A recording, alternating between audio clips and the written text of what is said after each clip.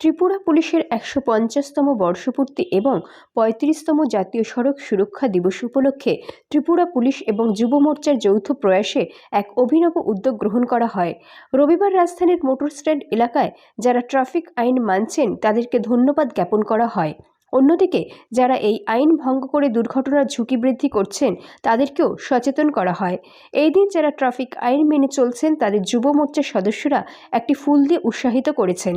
অন্যদিকে যারা আইন মানছেন না তাদেরকে এর উপকারিতা সম্পর্কে সচেতন করা হয় এবং ভবিষ্যতে এই আইন মেনে রাস্তায় যানবাহন চালানোর জন্য উৎসাহিত করা হয়।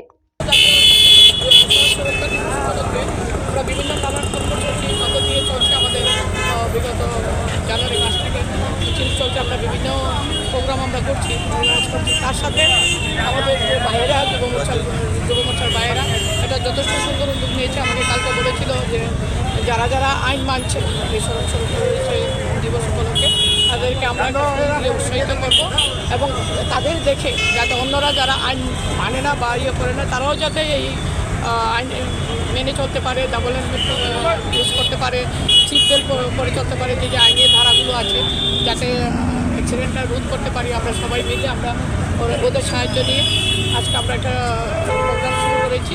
আমরা একটা ফোন দিয়ে সবাইকে শুভেচ্ছা জানাচ্ছি।